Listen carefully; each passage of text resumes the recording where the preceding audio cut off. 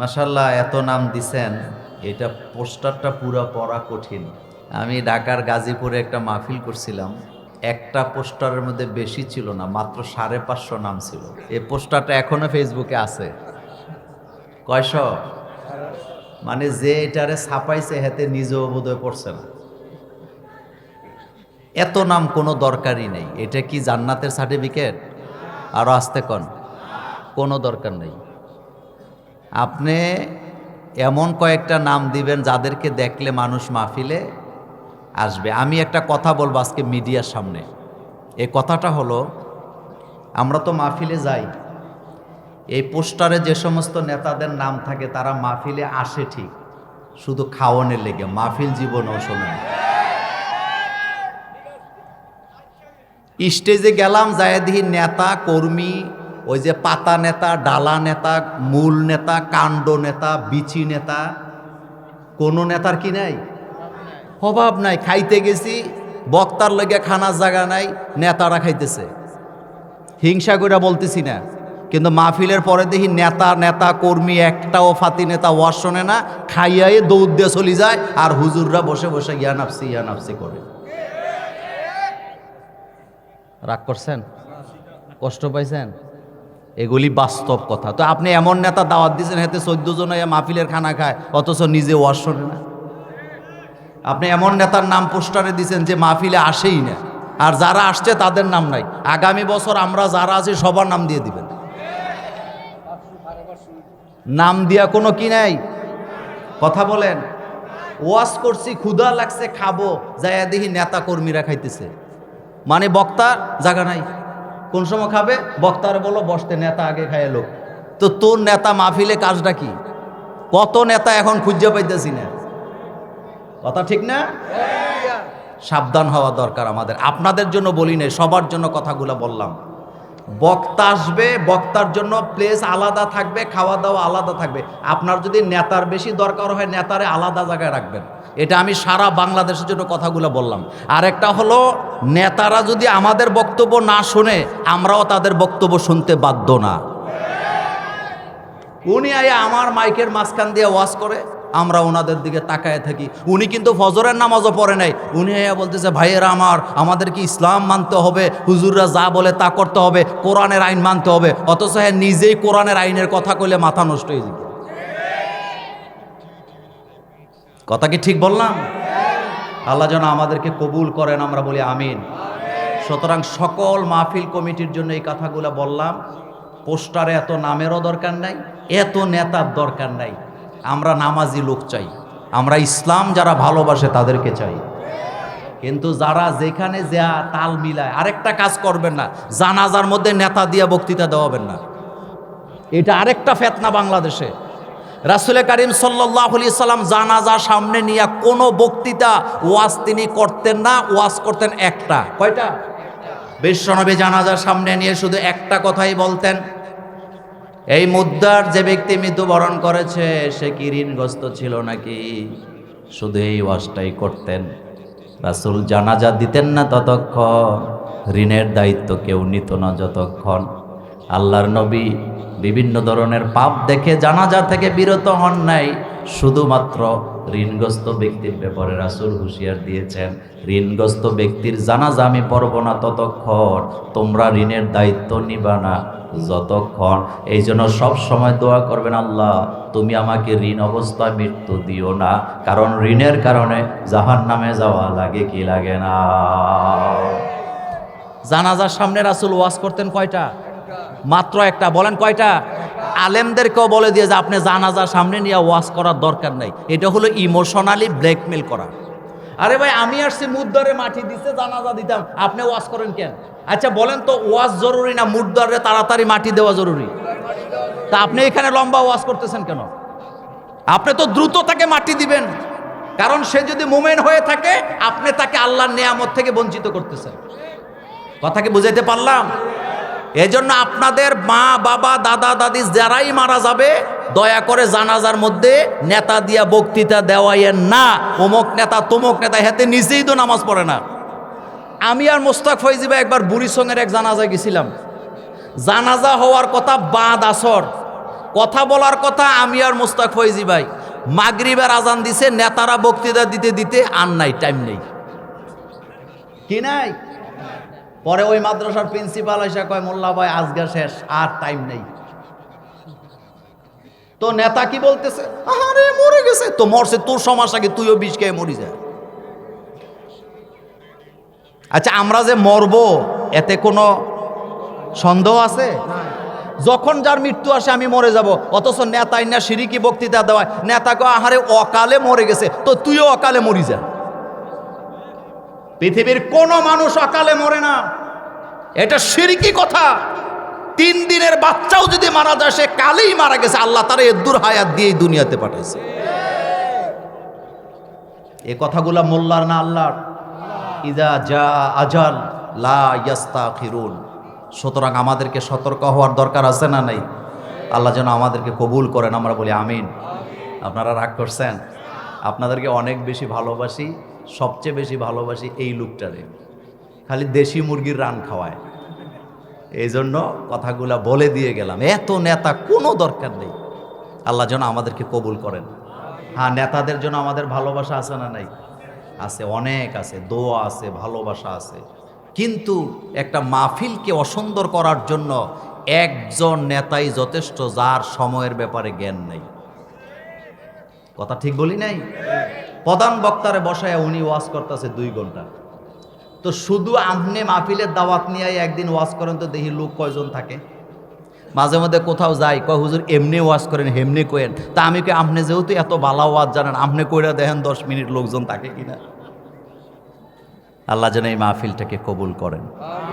আমি আজকে 3টা পয়েন্টে আপনাদেরকে কথা বলবো। বলেন কয়টা? একটু জবাব দিবেন, কয়টা? প্রথম প্রশ্নটাই, প্রথম যে পয়েন্ট আমার, এটা কি? এটা কোরআন। আচ্ছা, এই কোরআনের ব্যাপারে আমি আপনাকে একটা চমৎকার খবর দিই।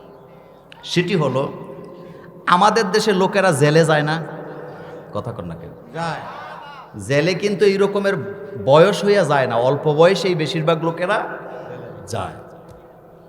তো এই যে জেলে যায়, জেলে যাওয়ার পরে মানুষের সাহস আরো বাড়ে না কমে? আমার কলেজার ভাইয়েরা, যেটা গরু চুরিতে ধরা পড়ে জেলে যায়, হাতে বাইরে হইয়া ডাকাইত হয়, ডাকাইত যদি জেলে যায় বাইরে হইয়া খুনি হয়, গাজার বস্তা সহ ধরা পড়ে যদি জেলে যায়, বাইরে হওয়ার পরে হেতে ইয়াবা আর হিরোইনের ব্যবসা শুরু করে দেয়, হামলা করে জেলে গেলে বাইরে হইয়া সন্ত্রাসী হয়, এরকমের হাজার হাজার ঘটনা আছে না? মরক্কো একটা রাষ্ট্র, ইসলামী রাষ্ট্র, নাম শুনছেন? ওই দেশের গভর্নমেন্ট আলেমদেরকে ডাকাইছে, ডাকায় জিজ্ঞেস করছে, এই যে জেলে মানুষ যায়, বাইর করে দিলে আবার যেই সেই, তাদেরকে কি করা যায়, কি শিক্ষা দেওয়া যায়? আলেম ওলামারা একটা বুদ্ধি দিছে, মরক্কোয় আপনারা আইন করেন, জেলখানায় যারা ঢুকবে তারা বসে বসে খাওয়ার কোনো সুযোগ নেই। আমাদের বাংলাদেশে অনেক নেতারা এখন জেলে আছে, পত্রিকায় আসছে, তাদের সময় কাটে কেউ বই পড়ে, কেউ লুডো খেলে, কেউ তাস খেলে, কেউ আবার তামিলনাড়ু সিনেমাও দেখে। কিন্তু আলেম হাফেজরে ধরে নিয়ে যদি আপনি জেলখানায় ঢুকান, সে জীবনেও লুডো খেলবে না, তাস খেলবে না, সিনেমা দেখবে না, বরং সারাদিন কোরআন হাদিসের চর্চা আছে না? মরক্কোর আলেমরা গভর্নমেন্টকে বুদ্ধি দিয়েছে, আপনারা একটা কাজ করেন, একটা আইন করেন, জেলখানার ভিতরে বসে বসে খাওয়ার সুযোগ নেই, কোরআন মুখস্থ করা বাধ্যতামূলক। ভালো হয়েছে না খারাপ হয়েছে? এই আইন করছে মাত্র 3.5 বছর চলে। গত 4 দিন আগে পত্রিকায় রিপোর্ট করছে, মাত্র 4.5 বছরে মরক্কোর জেলখানা থেকে 14,500 হাফেজে কোরআন বেরিয়েছে। কথাগুলা বলার জন্য বলি নাই। আমার বাংলাদেশে আরো লক্ষ লক্ষ আসামি আছে, যৌবন বয়সে জেলে যায়, শক্তি থাকতে জেলে যায়। আমার বাংলাদেশেও যদি জেল কোড অনুযায়ী একটা আইন করে দেওয়া হয়, জেলখানায় বসে বসে বিড়ি খাওয়া যাবে না, গাঁজা সাপ্লাই দেওয়া যাবে না, কারণ বাংলাদেশের অনেক জেলখানায় কারারক্ষীরা গাঁজা সাপ্লাই দেয়, এমন ঘটনা আছে না? আসামিদের জন্য কোরআন মুখস্থ করা বাধ্যতামূলক করেন, আসামিদের জন্য হাদিস পড়া বাধ্যতামূলক করেন, 5 ওয়াক্ত নামাজ পড়া বাধ্যতামূলক করেন। আমি মোল্লা নাজিম আপনাকে লিখিত দেব। মরক্কোতে 4 বছরে বাইরে হয়েছে 14,500, আর আমার বাংলাদেশে 3 বছরে বাইরে হবে 30,000। কারণ আমার বাংলাদেশের ছেলেদের ব্রেনের মধ্যে কোরআন আরো বেশি ঢুকে কি ঢুকে না। এই পৃথিবীতে প্রথম হাফেজ ছিলেন মুহাম্মাদুর রাসূলুল্লাহ সাল্লাল্লাহু আলাইহি ওয়াসাল্লাম। আল্লাহ রাসূলের উপরে কোরআন নাযিল হয়, জিবরাইল আমিন এসে রাসূলকে কোরআন শোনায়। রাসূল কোরআন মুখস্থ করতে যায় জিহ্বাকে খুব নাড়াচ্ছেন, উড়াচ্ছেন, টেনশনে পড়ে গেছে, কোরআন ভুলে যাই নাকি। আল্লাহ আয়াত নাযিল করে জানায় দিলেন, লা তুহাররিক বিহি লিসানাকা লিতাআজালা বিহি। হাবিব, কোরআন মুখস্থ করার জন্য জিহ্বাটাকে এত নাড়াচাড়া করতে হবে না। আমার জিব্রাইল আপনাকে একবার তেলাওয়াত করে শোনায় দিবে, আপনি আমার জিব্রাইলের সাথে একবারই তেলাওয়াত করবেন, আপনার কলিজার ভিতরে কোরআন আমি জমায়া দেব। এই কোরআন কেন আসলেন? আল্লাহ পাক বলছেন, তাহা মা আনজালনা আলাইকাল কোরআনা লিতাশকা। হাবিব, কোরআন আমি আপনার উপরে নাযিল করলাম, আপনি ক্লেশে পড়ে যাবেন, আপনি বিপদগ্রস্ত হবেন, আপনি অভাবগ্রস্ত হবেন। এই জন্য তো কোরআন আমি নাযিল করি নাই। আমি কোরআন নাযিল করেছি মানুষের ভাগ্যের পরিবর্তন করার জন্য। ভাগ্যের পরিবর্তন হবে না ততক্ষণ, মানুষগুলা কোরআন মানবে না যতক্ষণ। আমার বাংলাদেশে আমরা মনে করি কোরআন আব্বা মরে গেছে, কোরআন পড়তে হবে, আম্মা মারা গেছে, কোরআনের খতম দিতে হবে, দাদা দাদি মরে গেছে, কোরআন খতম দেওয়া লাগবে। এই চিন্তা আমার অনেক মানুষের মধ্যে আছে না নাই? অথচ কোরআনকে শুধু তেলাওয়াতটাকে কোরআন বলে না, বরং কোরআনের অর্থ এবং ব্যাখ্যা ও শব্দ মিলায়া কোরআন। মানুষ যেই জিনিসের মর্ম বুঝে না, অর্থ বুঝে না, ওই জিনিস মানুষ পড়ে না। কিন্তু কোরআনের ব্যাখ্যা, কোরআনের শব্দ, কোরআনের অর্থ, এই 3টা মিলে হইল কোরআন। সুবহানাল্লাহ পড়েন। কয়টা মিলে কোরআন? 3টা মিলে কোরআন। মানুষের ভাগ্যের পরিবর্তন আপনি করতে পারবেন না ততক্ষণ, আপনি মানুষগুলোকে কোরআন পড়াবেন না যতক্ষণ। এই জন্য এই যে মাদ্রাসা, ওয়াহিদপুর মাদ্রাসা থেকে শুরু করে যত মাদ্রাসা আছে, কোরআন শিক্ষা বাধ্যতামূলক আছে না নাই? এই জন্য মাদ্রাসার ছেলেরা আন্দোলন কইরা দরজা ভাঙছে, গ্লাস ভাঙছে, প্রিন্সিপালের রুমে হামলা করছে, একটা দৃষ্টান্তও দেখাতে পারবেন না। কিন্তু ভার্সিটিতে, কলেজে কলেজে কয়দিন পরে পরে ঢাকা শহরে যুদ্ধ আছে না নাই? কয়দিন আগে দেখলাম সিটি কলেজের সাইনবোর্ড লয়ে গেছে গা ঢাকা কলেজের ছেলেরা, মানে সাইনবোর্ডটাই লয়ে চলে গেছে। সন্ত্রাস নাই? কথা বলেন। এই জন্য কোরআন লাগবে। বলেন কি লাগবে? এই কথা শেষ, এই কথা আমার প্রথমে কি শেষ, কোরআনের বিকল্প কিছু নেই। নাম্বার 2, আজকে কি বার? শুক্রবার। আজকে কি বার? 3 দল হয়েছে। এক দল কয়েছে শুক্রবার, এক দল কয় জুমাবার, আর এক দল কয় কোনোটাই কমো না, মোল্লা নাজিম যেদিকে আমরা আছি। আজকে কি বার আরেকবার জানতে চাই? জুমাবার। এই যে শব্দ আপনারা ব্যবহার করছেন শুক্রবার, এটা বললে গুনাহ হবে না, এটা বললে গুনাহ হবে না, তবে সওয়াবও হবে না। কিন্তু জুমা বললে প্রতি অক্ষর অক্ষরে 10 নেকি আছে না? তাইলে আজকে কি বার? আলেমরা বলেন কি বার? 114টা সূরা আল্লাহ কোরআনে নাযিল করলেন।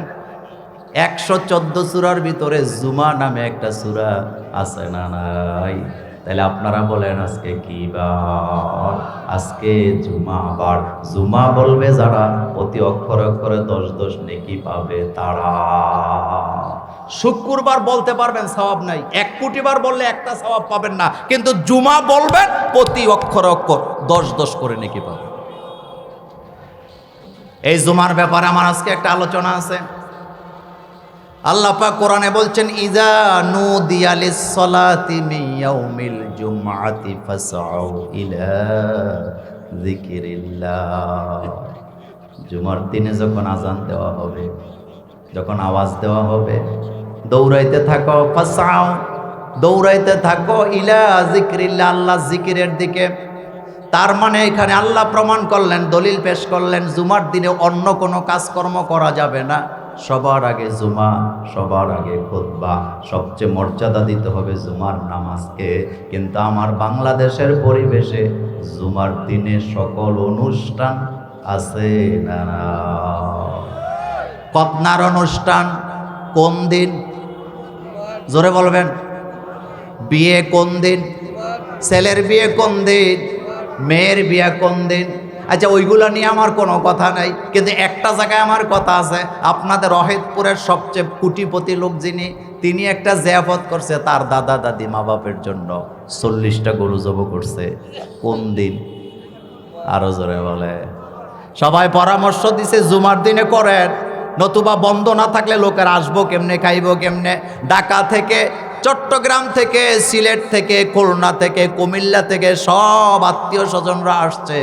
40টা গরু খাওয়াইতে কমপক্ষে 500 জন ভলেন্টিয়ার লাগে কি লাগে না? কয়শো জন লাগে? মনোযোগ আছে আপনাদের? সারা রাত রান্না হয়েছে 40 গরু। সকাল 8টা থেকে খানা উদ্বোধন হবে। অহেদপুর মাদ্রাসার তাজুল ইসলাম হুজুরও গেছে, মোল্লা নাজিমরাও আনছে, মুস্তাক ফয়জিরাও আনছে। দোয়া কইরা হুজুরেরা খানা উদ্বোধন করে দিয়ে গেছে। 8টা থেকে খানা, বংশধরের রুহের মাগফিরাত কামনায়। কয় গরু? আরো জোরে বলেন। ভলেন্টিয়ার কয়জন? সকাল 8টা থেকে খানা শুরু হয়েছে, বিকাল 5টা পর্যন্ত টানা খাওয়াইছে। এই 500 লোক জুমার দিনে এত সওয়াব কামাই করছে। 40টা গরু সবাইরে খাওয়াইয়া বিদায় করে দিছে। খাইতে খাইতে খাইয়া যারা গেছে, রাস্তায় যায় কেউ কেউ খানা অনেক মজা হয়েছে, কেউ কেউ জাল হয়েছে, কেউ কয় লবণ হয় নাই, কেউ কয় এটা হয়েছে। বলুক, আমি সেটা নিয়ে কথা নয়, কিন্তু এই 500 লোকের একটাও জুমার নামাজ পড়তে পারে না। মনোযোগ আছে আপনাদের? কয়শো লোক নামাজ পড়ে নাই? এখন জানতে চাই, 40টা গরু না, 40,000 গরু যদি খাওয়ান, এক বেলার জুমার নামাজের সমান হবে তো? আরো জোরে বলেন, হবে তো? তা আপনি যে 40 গরু খাওয়াইয়া দাদা দাদি নানা নারীর মাগফিরাত কামনা করতে যাইয়া 500 লোককে বেনাজামাজি বানাইছেন, আল্লাহর আদালতে জবাব দেওয়া লাগবে কি লাগবে না? কথা কি ঠিক বললাম? কথা কি সত্য বললাম? তাহলে কিসের যে আফত করেন আপনি জুমার দিন? নামাজই তো পড়ে না, জুমার নামাজে যায় না। অথচ আল্লাহ বলছেন, ইজা নুদিয়া লিস-সালাত মিন ইয়াউমিল জুমআতি ফাসআউ ইলা যিকরিল্লাহ।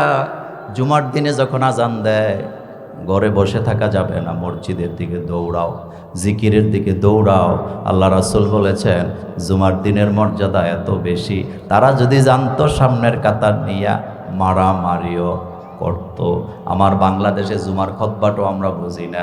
আরবি খুতবা শুরু হয় যখন, মুসল্লিরা হুরু হুরু দিয়া ঢুকে মসজিদে তখন। অথচ জুমার দিনে আজানের পর থেকে নিয়া একামত পর্যন্ত ইমাম সাহেব, খতিব সাহেব মিম্বরে বসে যত কথা বলে, এটা বাংলায় বলুক, হিন্দিতে বলুক, উর্দুতে বলুক, ফার্সিতে বলুক, ইংরেজিতে বলুক আর আরবিতে বলুক, সবটাই খুতবা।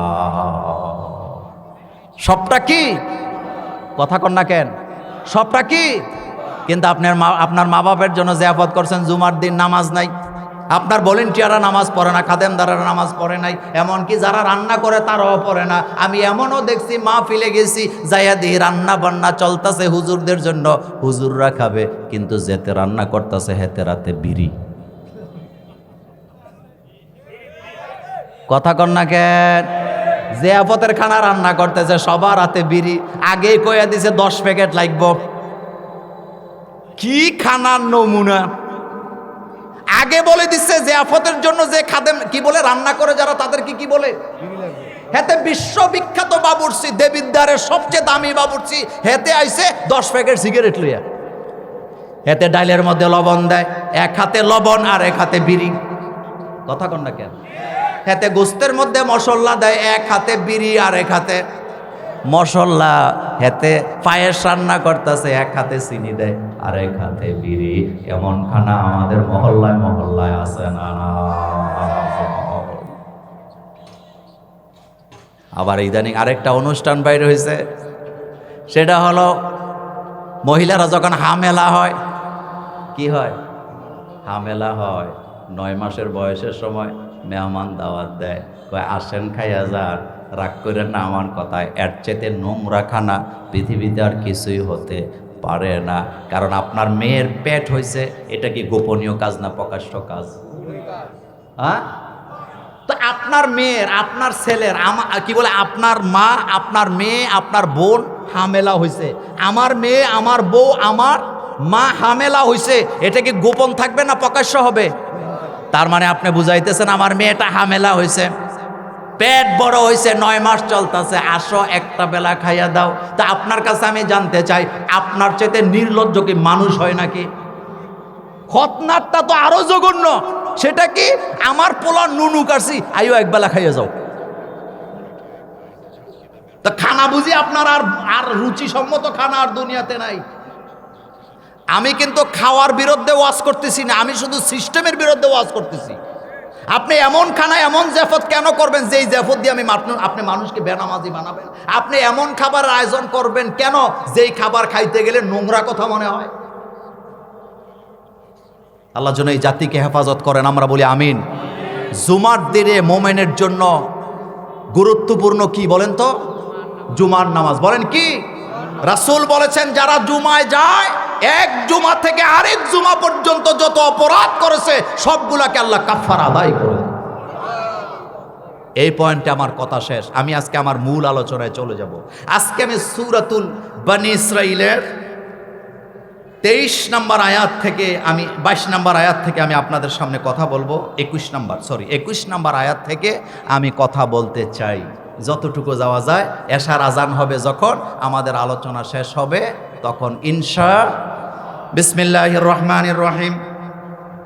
সূরাতুল বনী ইসরাঈলের 21 নম্বর আয়াতে আল্লাহ পাক বলছেন, উনজুর কাইফা ফাদ্দালনা বা'দাহুম আলা বা'দ। কথাগুলা কার? আল্লাহ বলছেন উনজুর, তাকায় দেখো, কাইফা ফাদ্দালনা বা'দাহুম আলা বা'দ, আমি কিভাবে এক ব্যক্তির চেয়ে আরেক ব্যক্তিকে মর্যাদা দিয়েছি, এক দলের উপরে আরেক দলকে মর্যাদা দিয়েছি, এক বংশ থেকে আরেক বংশকে মর্যাদা দিয়েছি, এক গোত্র থেকে আরেক গোত্রকে আমি মর্যাদা দিয়েছি। তবে সফল হবে তারা, ঈমান আনবে যারা, আখিরাতে যারা জান্নাত পাবে তারাই সফল। আল্লাহ নিজে বলছেন যারা ঈমান আনেন তারা শ্রেষ্ঠ। সফলতা বলতে আমরা বুঝি কোনো ছেলে যদি দাখিলে গোল্ডেন এ প্লাস পায়, এসএসসিতে যদি গোল্ডেন এ প্লাস পায়, কয়তে সফল? এইচএসসিতে গোল্ডেন এ প্লাস পাইছে, কয় সফল? মেডিকেলে টিকছে, কয় সফল? ভার্সিটিতে টিকছে, কয় সফল? মাস্টার্স পাস করার পরে যদি চাকরি পেয়ে যায়, এবার বুক ফুলায় সবাই কয় এই ছেলে এই মেয়ের সফল। বলে কি বলে না? বিদেশে গেছে, একটা বিল্ডিং দিছে, কিছু টাকা কামাইছে, কয় সফল। আমি বলি না রে ভাই, এটা কখনো আসল সফলতা হতে পারে না। আসল সফলতা হবে তখন আল্লাহ আমাদেরকে জান্নাতের ঘোষণা দিবেন যখন। এর আগে মোমেনের কোনো সফলতা নেই। আমাদের ওয়াহেদপুর মাদ্রাসার জন্য আমার এই লোকটার অবদান কম না বেশি? আপনারা কি বখিল? একটু জোরে কর না। উনি খুশি হইব তো? বলেন আরো জোরে বলেন। এমনিও এত সুন্দর দেন, হাসে, সব সময় গেলে হাসে। এখন আপনার কাছে আমার প্রশ্ন, এই যে মাদ্রাসার জন্য এত কিছু করছে, ওখানে একটা বিল্ডিং এনে দিছে, এত কিছু করছে, এত সুন্দর পরিবেশ করছে, উনি যতক্ষণ পর্যন্ত জান্নাতি হতে না পারবে আপনি কি তারা সফল বলতে পারেন? একটা মজার কথা শোনাই। সুলতানুন আরিফিন বাইজিদ বুস্তামি রাহিমাহুল্লাহ, কত মর্যাদাশীল ব্যক্তি। বাইজিদ বুস্তামিকে একজন মোর্শেক এসে জিজ্ঞেস করতেছে, বাইজিদ তুমি ভালো নাকি আমি ভালো? আমি আর আপনি হইলে কইতাম থাবড়ায় দাঁত ফালায় দেব, তুই মোর্শেক, তোর সাথে আমার তুলনা কি?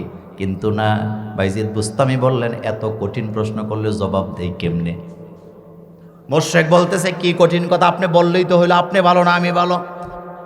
সুলতানুন আরিফিন বাইজিদ বুস্তামি বলতেছে, এত কঠিন প্রশ্নের জবাব আমি দিতে পারবো না। তবে হ্যাঁ, এই প্রশ্নের জবাব পেতে হলে কিয়ামতের মাঠ পর্যন্ত অপেক্ষা করা লাগবে। হাশরের ময়দান যেদিন কায়েম হবে, তোমার সাথে যদি দেখা হয়ে যায়, আর সেদিন যদি আমি দেখি তুমি ঈমান না আনার কারণে তুমি মুশরিক, তুমি জাহান্নামে যাচ্ছ, আর আমার আল্লাহ যদি আমার কোনো নেক আমল কবুল করে না থাকে, আমাকেও জাহান্নামে যাওয়া লাগবে, তুমিও জাহান্নামে যাবা। আমি যদি আজকে বলি আমি ভালো ছিলাম, তুমি সেদিন আমারে লজ্জা দিবা, আমি লজ্জা পেতে চাই না। কিন্তু হাশরের মাঠে যদি আল্লাহ আমাকে জান্নাতে ঘোষণা দেয়, আমার আমল যদি আল্লাহ কবুল করে জান্নাতি বলে, আর তুমি মুশরিক, তুমি যদি জাহান্নামের দিকে যাও, সেদিন আমি আঙ্গুল তুলে বলে দিব আমি বাইজিদেই ভালো ছিলাম। আল্লাহু আকবার। এই অহেদপুর মাদ্রাসার প্রিন্সিপাল হুজুর জান্নাতে যাবে এমন কোনো গ্যারান্টি নাই। আবার অহেদপুরে একটা লোক রিক্সা চালায় খায়, সে যে জাহান্নামে যাবে এমন গ্যারান্টিও নাই। তবে মুমিনরা সফল হয় তখন, আল্লাহ জান্নাত দিবেন যখন। এজন্য কাউকে ছোট করে দেখবেন না। এখান থেকে আলোচনাটা শুরু করলাম। আল্লাহ পাক বলছেন, ফাদ্দালনা বা'দাহুম আলা বা'দ। হীনমন্যতায় ভোগা যাবে না, নিজেদের মর্যাদা নিজেরা বুঝতে হবে। কারণ বনি আদম সন্তানগুলোকে মর্যাদা দিয়া দুনিয়াতে পাঠাইছেন কে? আচ্ছা, আপনাদের কাছে দুইটা প্রশ্ন করি, জিনদের মর্যাদা বেশি না আদম সন্তানের মর্যাদা বেশি? জিনের ক্ষমতা বেশি না মানুষের ক্ষমতা বেশি? সারা পৃথিবীতে যতগুলা জিন আছে সবাই মিলে একটা ক্যামেরা বানাতে পারবে না, একটা প্যান্ডেল বানাতে পারবে না। সারা পৃথিবীতে যত জিন আছে একটা বিল্ডিংও বানাতে পারবে না। কিন্তু মানুষের মাথায় বিমানের মতো ইঞ্জিন বানাবার জ্ঞান আল্লাহ দিছে নাকি দেয় না? কাদ কাররামনা বানি আদম। আল্লাহ পাক বলেন, আমি বনি আদমকে সম্মানিত করেছি, সম্মান দিয়ে দুনিয়াতে পাঠাইছি। বনি আদম সন্তান হিসাবে সবাই সম্মানিত, হিন্দু, বৌদ্ধ, খ্রিস্টান, ইহুদি, নাসারা, মুসলমান, যারাই বনি আদম, মানুষ হিসাবে আল্লাহর কাছে তার একটা মর্যাদা আছে। তবে সবচেয়ে মর্যাদা আল্লাহর কাছে তারা ঈমান আনে যারা। এজন্য আমি প্রাণ খুলে বলে দিয়ে যাই, মানুষের ক্ষমতাই বেশি, মানুষের জ্ঞানই বেশি, মানুষের মর্যাদাই বেশি। এটা জানার পরেও ছেলে হারাইয়া, মেয়ে হারাইয়া, গাড়ি হারাইয়া জিনের বাদশার কাছে যায় বৈশা থাকে ছেলে খোঁজার জন্য, এমন মুসলমান আমাদের অহেদপুরে না। কুমিল্লার রেস কোর্সের এক লোক একটা গাড়ি কিনছে, কিনা 1 সপ্তাহ চালাইছে। কয় সপ্তাহ? 1 সপ্তাহ পরে গাড়িটা চুরি হয়ে গেছে। মন খুব খারাপ, নাম বলবো না, কথা রেকর্ড হয়। উনি একজন ইঞ্জিনিয়ার ছিলেন। তো বললাম যে মন এত খারাপ কেন? কয় গাড়িটা চুরি নিয়ে গেছে। তা আমারে বলতেছে, একটু তাবিজ দেন না, যদি পাইয়া যায়। আমি কইলাম যে আমি তো এখনো এটা ব্যবসা খুলি নাই, আমি এখনো ব্যবসা খুলি নাই। 2-3 দিন আর ওনাকে দেখছি না। 2-3 দিন পরে উনি কোত্থেকে যেন আসছে, ফজরের নামাজে হাজির। বললাম চেহারায় মনে হয় ঘুমান না, 3 দিন কই আছিলেন? কয় তাবিজ তো চাইলাম দিলেন না, রাঙ্গামাটি গেছিলাম জিনের বাদশার কাছে, হেরা আমাকে বলে দিছে গাড়ি নিরাপদে আছে, একটা গ্যারেজে আছে, সমস্যা নাই, সময় মতো গাড়ি চলে আসবে। আমি হাসি দিয়া বললাম এত সোজা না, কারণ আপনার গাড়ি চুরি হয়েছে এটা কোথায় আছে আল্লাহ ছাড়া কেউ জানে না। আর আপনি যদি বলেন জিনের বাদশার ক্ষমতা আছে আপনার গাড়ি এনে দেওয়ার, ইসকন নিয়ে কথা বলার আমার কোনো ইচ্ছাই ছিল না, কিন্তু তারা আমাদেরকে বাধ্য করছে কথা বলার জন্য। গত 16টা বছর ইসকনের এরা ইচ্ছা মতো নিজের মতো কইরা নিজেদের রুমের ভিতরে অস্ত্র জমায়া এখন তাদের এত সাহস হয়েছে 90% মুসলমানের দেশে আমার অ্যাডভোকেট সাইফুলকে দিবালোকে হত্যা করে তারা প্রমাণ দিছে তারা এই জমিনের সবচেয়ে বড় সন্ত্রাস। তার কারণ হলো, আমি আরেকটু খেয়াল করেন, বাংলাদেশে 90% মুসলমানের দেশ, ইসকনের লোকেরা গত 16টা বছর বাংলাদেশে তাদের কার্যক্রম চালাইছে, একটা মুসলমানও তাদের কারো গায়ে একটা হাতও দেয় নাই, থাপ্পড়ও দিছে? কোনোদিন শুনছেন একটা ধমকিও কি কেউ দিয়েছেন? না, একটা ধমকিও দেয় নাই। কিন্তু আমার কলেজার ভাইয়েরা, একটা ধমকি না দেওয়ার পরও তারা আজকে আমাদের ভাই সাইফুলকে হত্যা করলো প্রকাশ্যে দিবালোকে। যেই সাইফুলের 2 বছরের একটা বাচ্চা আছে, 4 মাসের আরেকটা বাচ্চা তার স্ত্রীর পেটে আছে। এখন আপনাদের কাছে জানতে চাই, সন্ত্রাস যে তারা, এতে কোনো সন্দেহ আসেনি? এবার আমার কয়েকটা প্রশ্নের জবাব দিবেন। 1 নম্বর প্রশ্ন, নমরুদ্দায় সন্ত্রাস ছিল না? ইব্রাহিম আলাইহিস সালাম সন্ত্রাস ছিল, কিন্তু আসামি বানাইছে কারে? এত আসতে বললে হবে না। খেয়াল করেন, সন্ত্রাসী করছে নমরুদ্দায়, আসামি বানাইছে ইব্রাহিম আলাইহিস সালামকে।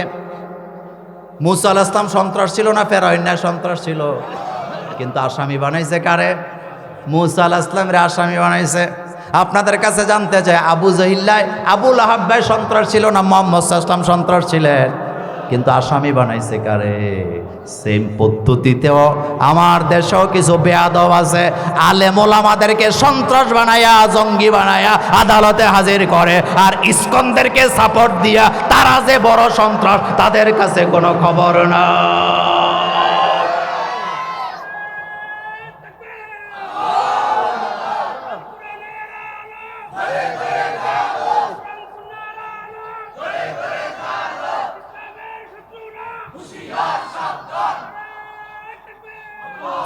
আমার কলিজার ভাইয়েরা, হযরত ইব্রাহিম আলাইহিস সালাম সন্ত্রাস ছিলেন না? নমরুদ সন্ত্রাস থাকার পরেও ইব্রাহিমকে আসামি বানিয়ে তারা রিমান্ডে নিয়েছেন। হযরত মূসা আলাইহিস সালাম সন্ত্রাস ছিলেন না? ফেরাউনের সন্ত্রাস হওয়ার পরেও মূসাকে আসামি বানায়া দেশ থেকে দেশ ত্যাগ করাতে বাধ্য করেছেন। সেম বেলাল সন্ত্রাস ছিলেন না? তিনি ছিলেন নিরীহ, উমাইয়ারা তাকে আসামি বানিয়েছেন। মুহাম্মদ সাল্লাল্লাহু আলাইহি ওয়াসাল্লাম ছিলেন শালীন ভদ্র, আর আবু জাহিলরা তাকে দেশ ত্যাগ করতে বাধ্য করেছেন। সুতরাং এখনো যারা সন্ত্রাসী করে তাদেরকে হাতের মধ্যে ফুলের মালা দিয়া আলেমদেরকে ডান্ডা বেরি যারা পড়ায় তারা কখনো ইসলামের বন্ধু হতে পারে না। আমার বুকে বসে, আমার বাড়িতে বসে আমার মুসলমানের রক্ত জড়াইছে যারা, বানরের গোষ্ঠী তারা। বলেন কিসের গোষ্ঠী? আমি কিন্তু আপনাদেরকে এই কথা বলি নাই যে ইসকনের সদস্যদের উপরে হামলা করবেন। ইসলাম হামলা করে না, ইসলাম শুধু প্রতিহত করে। বলেন ইসলাম কি করে? কারণ আমরা যদি মুসলমানেরা থুতু দেই তারা বেসে যাবে। কিন্তু একটা কথা মনে রাখবেন, 2টা কথা বলে দিয়ে যায়, মনে রাখবেন, গুরুত্বপূর্ণ কথা। 1 নাম্বার কথা, ইসকন বাংলাদেশে মুসলমানের তুলনায় আমাদের একটা গ্রামে যতগুলা মুসলমান আছে তাদের পুরা সদস্য এতগুলা নেই। এরপরও আমার সাইফুলকে তারা হত্যা করছে, শহীদ করে দিয়েছেন। এত বড় ক্ষমতা কেমনে পাইল? 2টা পয়েন্ট বলি। প্রথম কথা, এক মহারাজ একটা বানর পালতো। কি পালতো? মনোযোগ আছে আপনাদের? তো বানর খুব আদর করে পালে। মহারাজের মেহমান বন্ধু বান্ধব আছে মহারাজের বাড়িতে বেড়াইতে, দাওয়াত খেতে এসছে। মহারাজ বানরটাকে দুধ কলা খাওয়াইয়া, হাতের কাছে একটা বেত ছিল, জালি বেত চিনেন তো আপনারা, তার পাছার মধ্যে 2টা দিয়া পাছাটা লাল করে দিছে। কার পাছা লাল করছে? বানর 3টা লাফ দিয়ে যায় ওই যে ঘাটা বাড়িতে একটা গাছ আছিল ওইটাতে যায় বসে বসে হাত পা এরকম চাটতাছে।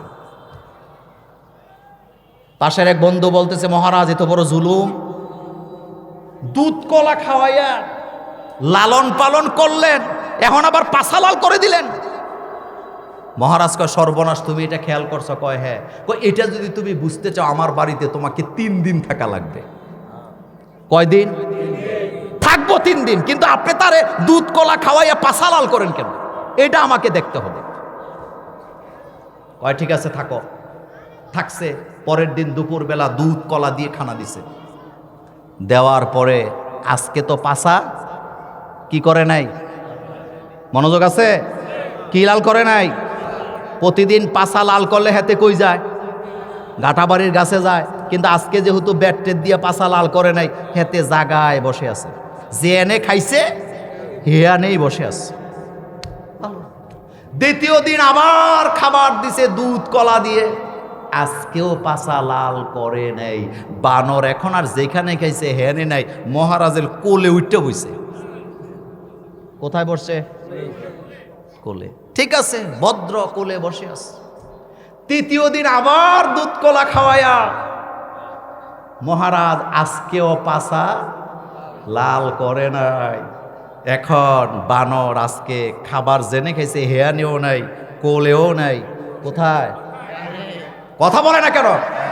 মহারাজের কান্দের উপরে উঠে বসে আছে। এখন মহারাজ আঙ্গুল দিয়া দেখায়, দেখছ প্রথম দিন খাওয়াইছি জাগাইছিল, আজকে এর পরের দিন কোলে, আজকে কোথায়? এই জন্যই পাছা লাল করা লাগে। সুতরাং যারা এতটা নমনীয় দেখায়, আমার মুসলমানদের উপরে তারা আক্রমণ করার মতো সাহস আমার জমিনে বসে খাইয়ে খাইয়ে করে বানরের মতো পাছা লাল করে দিতে হবে, আর সালাম দেওয়া যাবে না। এত নরম মেজাজ লইয়া দেশ শাসন হয় না। কথা কি বুঝাইতে পারলাম? কারণ শাসনের অর্থই হলো অন্যায় যেখানে শাস্তি হবে। বলেন অন্যায় যেখানে।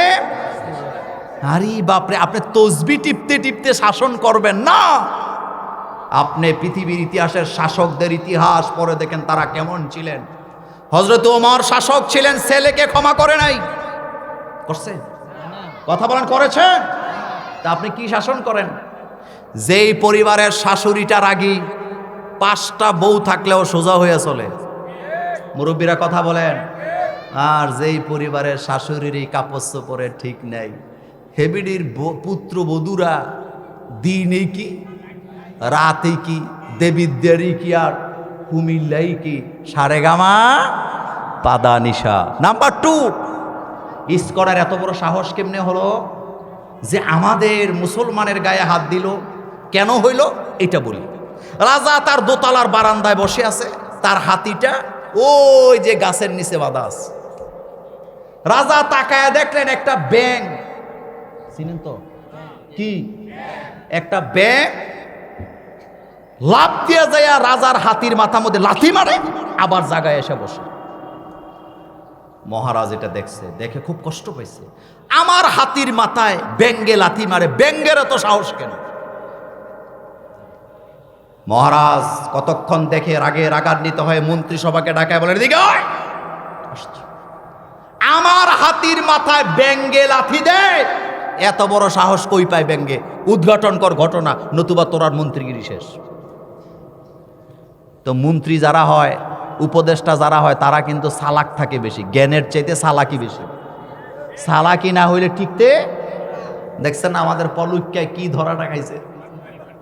হ্যাঁ, ডাক সেদিকে যাইতাম না, দুর্বলের ব্যাপারে কথা বলে লাভ নাই। এখন মহারাজ বলতেছে ঘটনা উদ্ঘাটন করো। একজন কয়, স্যার কালকে সকালে উদ্ঘাটন করব। আমার একটা খন্তা দেন, একটা কোদাল দেন। কি দেন? আর কি? তো দিছে। পরের দিন সকালবেলা কর্মচারীদেরকে ডেকে বলতেছে, রাজার হাতির মাথায় ব্যাঙে লাথি মারে এত বড় সাহস কেমনি হইল? ব্যাঙটা যেখানে বসা ছিল, মাটি উঠা। মাটি উঠাইতে উঠাইতে উঠাইতে উঠাইতে 7 হাত নিচে যাইয়া একটা তামার পয়সা পাইছে। কিসের পয়সা? মুরব্বীরা বলেন আগে কিসের পয়সা আছিল? মন্ত্রী মহোদয় খুব খুশি, উদ্ঘাটন করছি ঘটনা। তামার পয়সাটাকে প্যাকেট করে নিয়ে রাজার মহলে যায় বলতেছে, মহারাজ সারাটা রাত ঘুমাই নাই, আপনার জন্যই তো সব। আপনাকে ছাড়া তো কিছু চিন্তা করি না, সারা রাত চিন্তা করলাম মহারাজের হাতির মাথায় ব্যাঙে লাথি মারে, এত বড় সাহস ব্যাঙ কোত্থেকে পায়?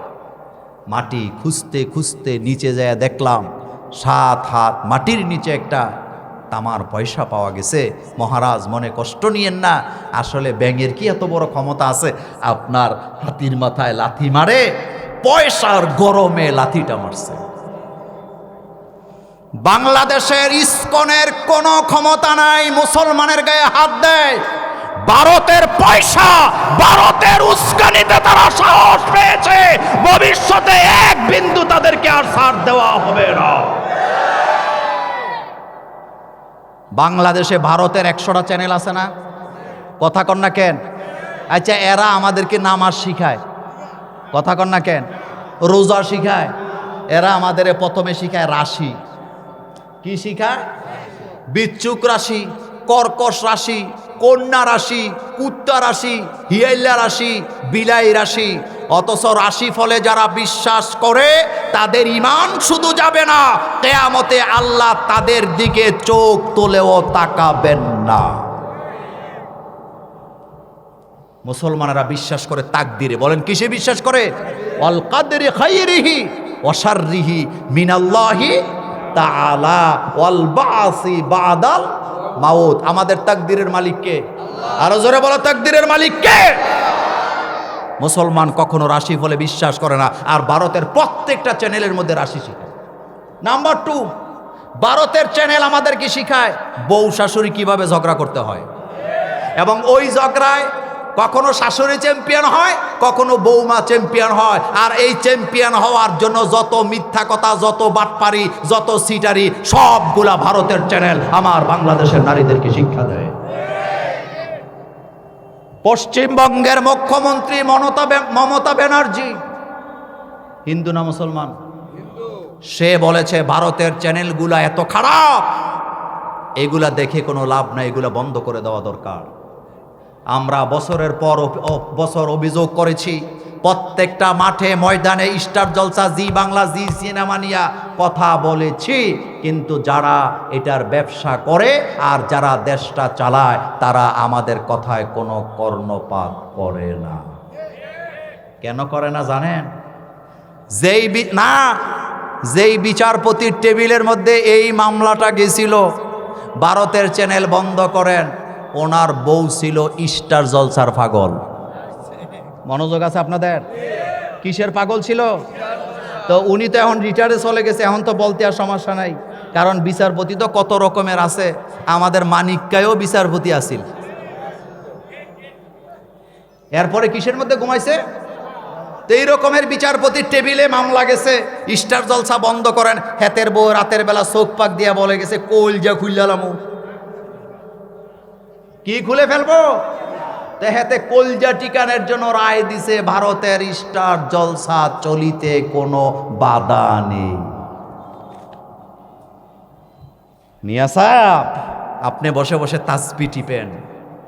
আমাদের চরিত্রকে হরণ করা হচ্ছে, আমাদের চরিত্র নিয়ে খেলাধুলা করা হচ্ছে। এই বাংলাদেশের মা বোনদেরকে সঠিক পথে আপনি নিতে পারবেন না ততক্ষণ, বাংলাদেশে ভারতের চ্যানেলগুলো বন্ধ করবেন না যতক্ষণ। কোটি কোটি টাকা তারা আমাদের থেকে নিয়ে যাচ্ছে। ভারতের সাথে কোনো দ্বন্দ্ব হোক, আমি মোল্লা নাজিম অন্তত জীবনে একটা ওয়াজ করছি দেখাতে পারবেন না, কারণ ভারত আমার পার্শ্ববর্তী দেশ। তার সাথে আমার পড়োশী সম্পর্ক, তার সাথে আমার প্রতিবেশী সম্পর্ক, তার সাথে আমার ব্যবসায়িক সম্পর্ক, বাণিজ্যিক সম্পর্ক, তার সাথে আমার করিডোরেরও সম্পর্ক, তার সাথে আমার গ্যাসের সম্পর্ক থাকবে, তার সাথে আমার তেলের সম্পর্ক থাকবে, তার সাথে আমার পরিবহনের সম্পর্ক থাকবে। তবে অবশ্যই আমার অধিকার হরণ করে নয়, অধিকার হবে সমান, ব্যবসা হবে সমান। কিন্তু আমার বেলায় পণ্য পাঠাইতে কোটি টাকা নোকসান হবে, তোমার বেলায় কোটি টাকা লাভ করে নিয়ে যাবা, এটা আর হতে দেওয়া যাবে না। একমত? একমত? একমত? ভারত আমার কি বন্ধু, পড়োশী। একটা কথা মনে রাখবেন, আপনারা দুই ভাই, আপনার পাশের বাড়ির লোক আপনার উপরে যদি বিজয় লাভ করতে হয়, প্রথম কাজ হবে আপনাকে বাইয়ে বাইয়ে লাগাই দিবে। কথা ঠিক না? বাইয়ে বাইয়ে এরকমের লাগাই না লোক আমাদের অহেদ পড়ে নাই। অনজর কাইফা ফাদ্দালনা বা'দাহুম আলা বা'দ। ওয়ালাল আখিরাতু আকবারু দারাজাতিন ওয়া আকবারু তাফদীলা। আল্লাহ বলছেন তাকায় দেখো আমি এক একজনকে এক এক রকমের মর্যাদা দিয়ে বানিয়েছি। একজন রিক্সাওয়ালার মর্যাদাও আছে না নাই? দেবিদ্যারে একটা লোক রিক্সা চালায় অহেদপুরের, রাতের বেলা 1:30 বাজে। অহেদপুরের সবচেয়ে বড় কোটিপতি লোকটা 3টা ব্রিফকেস নিয়া কয়েক লাখ টাকা নিয়া ঢাকার থেকে আইসা দেবিদ্যারে নামছে বাস থেকে। মনোযোগ আছে? নামার পরে অহেদপুর আসবে, স্টেশনে যায় দেখে একটা রিক্সা আছে আর কোনো রিক্সা নাই। রিক্সাওয়ালা এখন ফটো ডায়া পায়ের উপরে পা তুল্লা বসে আছে। আপনার কাছে জানতে চাই হোক সে কোটিপতি, কিন্তু ওই সময় ওই স্টেশনে মর্যাদা কার? কম না বেশি? যদি কয় আব্বা ক, কথা কয় না যুবকেরা? যদি বলে আব্বা ক, যদি কয় দুলাভাই ক, যদি কয় ফাওদর, হেতে ডাইনে ভাবে তাকে ধরে লেব ভাই তুই শুধু আমার বাইত পৌঁছাই দে। কথা ঠিক কি না? এ কথাটা এমনি এমনি বলি নাই, সবার মর্যাদা আলাদা আলাদা। তুমি মনে করো না মাহফিলে বক্তা আসছে, প্রধান বক্তা আমাদের মুস্তাক ফয়জি ভাই, ওনার মর্যাদা তোমার এই মাঠে বেশি না। হতে পারে মোল্লা নাজিম জাহান্নামে যাবে, হতে পারে মাহফিলের শেষ কোনায় বসেছিল, আগে আগে জান্নাতে চলে যাবে। ইমানের কারণ। বলেন কিসের কারণ? মর্যাদা দিছে কে? কাদ কাররামনা বানি। এই কথাটা আল্লাহ বলছেন উনজুর কাইফা ফাদ্দালনা বা'দাহুম আলা বা'দ। তাকায় দেখো এক একজনের চেয়ে আরেক একজনকে আমি মর্যাদা দিয়েছি। মাঝে মধ্যে স্বামীর মর্যাদা যেমন বেশি, মাঝে মধ্যে স্ত্রীর মর্যাদাও আছে না না? আহারে জাকির নায়কের জন্য আমি সবসময় কলিজা ভরে দোয়া করি। এটা মাথা না, এটা একটা কম্পিউটার। এটা কি দেখেন, এখানে অনেক আলেম আছেন। একটা হাদিস আসছে অমান আহাক্কু বিহুসনে সাহাবাতে। রাসূলকে প্রশ্ন করা হলো, হুজুর আমার কাছে সবচেয়ে উত্তম আচরণটা কে পাবে? রাসূল বলেন উম্মুকা, তোমার মা। কিলা সুম্মা মান? ক্বালা উম্মুকা। কিলা সুম্মা মান? ক্বালা উম্মুকা। 4 নম্বরে যায় বলছে আবুকা। এই হাদিস আমার ওস্তাদও আমারে ঠিক মতো বুঝাইতে পারে না, আমিও বুঝিনি। খালি কয় মা। হুজুর আমার কাছে সবচেয়ে ভালো ব্যবহার কে পাবে? রাসূল কয় মা। এরপরে কয় মা, এরপরে কয় মা, এরপরে কয় তোর আব্বা। তাহলে বাপ কয় নাম্বারে? কিন্তু ডাক্তার জাকির নায়কের একটা লেকচার শুনে আমি এটা বুঝছি। সেটা কি? ডাক্তার জাকির নায়ক বললেন মুছে তেল দিয়া লাভ নাই, কারণ যে কোনো কম্পিটিশনে পুরস্কার হয় কয়টা? 3। কথা কোন না কেন? পুরস্কার হয় কয়টা? 3টা। First, second, third. কয়টা পুরস্কার হয়? ডাক্তার জাকির নায়ক এই হাদিসটা জাতিকে বুঝাইতে পারছে। সেটা কি? তিনি বললেন বাপেরা খুশি হইয়া লাভ নাই, কারণ ফার্স্ট পুরস্কার মার, সেকেন্ড পুরস্কার মার, থার্ড পুরস্কার মার, কিন্তু এরপরে তো আর পুরস্কার নাই। এরপরে যেটা দিছে এটা কয় এবার বয়ে বয়ে তুই কলা খায়, মানে সান্ত্বনা পুরস্কার। বলেন কি পুরস্কার? সুবহানাল্লাহ বলবেন না? তাহলে এই জায়গায় মায়ের, নারীর মর্যাদা কম না বেশি? বেশি। এই জন্য ফাদ্দালনা বা'দাহুম আলা বা'দ। আপনার শ্বশুর বাড়িতে আপনার যে মর্যাদা, আমার শ্বশুর বাড়িতে আমার যে মর্যাদা, আমার শ্বশুর বাড়িতে আপনার কি নাই? মর্যাদা নাই। আপনার শ্বশুর বাড়িতে আমার কি নাই? মর্যাদা নাই। এটাই বাস্তবতা, এটাই সত্য কথা, এটাই আল্লাহ পাক বলছেন ফাদ্দালনা বা'দাহুম আলা বা'দ। এক এক দলের উপর এক এক দলকে মর্যাদা দিয়েছি, তবে মোমেনদের দলকে সবচেয়ে বেশি ভালোবাসেন কে? মোমেনরা সফল হবেন তখন, মোমেনরা জান্নাতি হিসাবে ঘোষণা পাবেন যখন। এই ঘোষণাটা কার?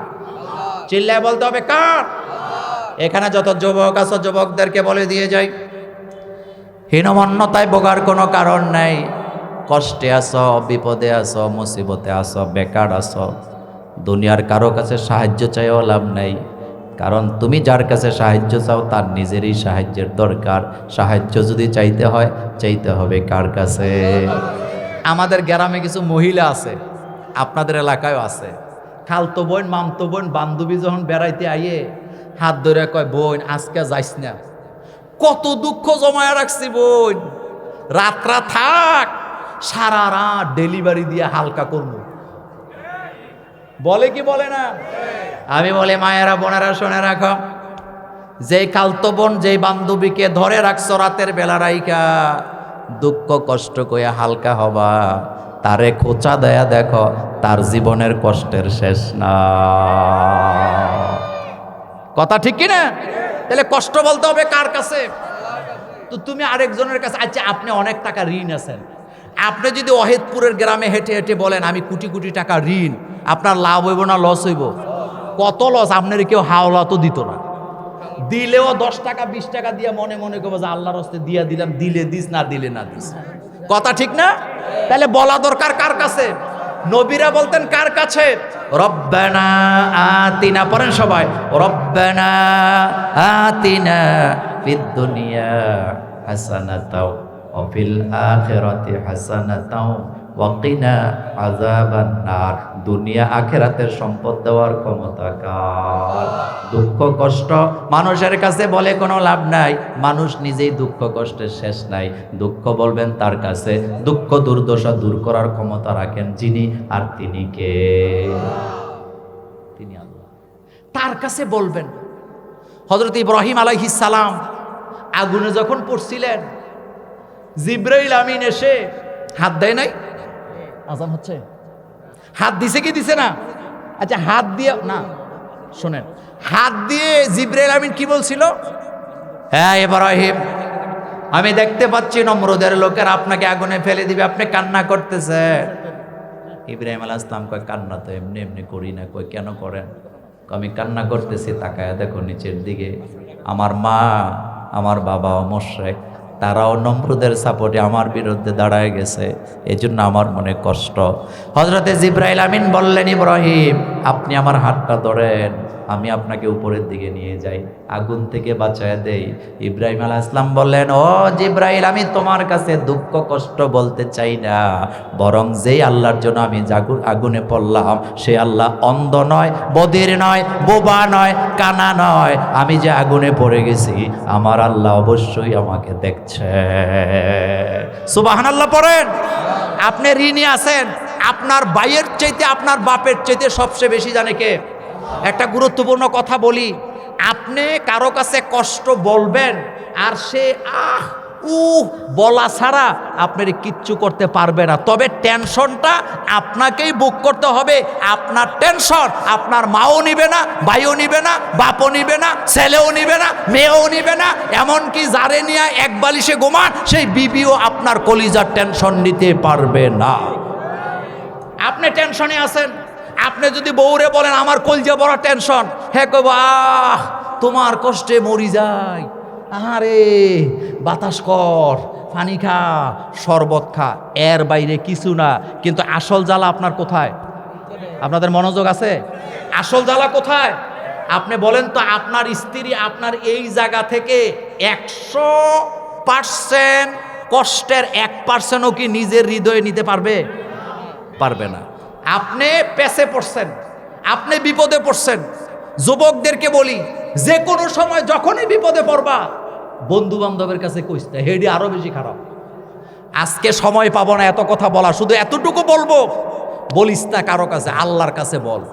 কারণ তুই যেই বিপদে পড়ছ, সে তোর বিপদ বুঝবে না, হা হু করবে ঠিক, এটা অভিনয়।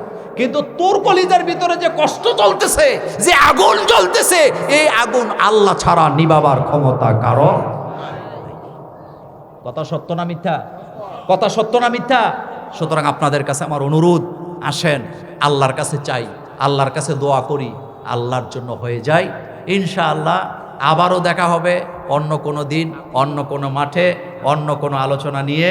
সে পর্যন্ত আল্লাহ আমাদের সকলকে ভালো রাখুক। এটা আপনারা একটু ঘোষণা দিয়ে দেন ইনশাল্লাহ। দোয়া চাই। আমি এই যে আমাদের উনি আমাকে ছাড়ে না, এই জন্য আমি বাধ্য হয়েছি মাগরিবের পরেই আসতে। আমার তাজুল ইসলাম হুজুর আমাকে অনেক ভালোবাসেন, আর এখানে আমার দোস্ত তো আছে। আমি আমার দোস্তের জন্য অনেক দোয়া করছি, দোয়া করি আল্লাহ যেন আমার দোস্তকে সুস্থতা দান করেন। কারণ আপনি জানেন, আপনাদের দেবিদ্বারের শ্রেষ্ঠ শিক্ষকদের একজন এই জালাল, আপনারা জানেন তো? তার সুস্থতার জন্য আপনারা দোয়া করবেন, আমিও দোয়া চাই। আসসালামু আলাইকুম ওয়া রাহমাতুল্লাহি ওয়া বারাকাতুহু। সুবহানাকা আল্লাহুম্মা ওয়া বিহামদিকা আশহাদু আল্লা ইলাহা ইল্লা আনতা আস্তাগফিরুকা ওয়া আতুবু ইলাইক।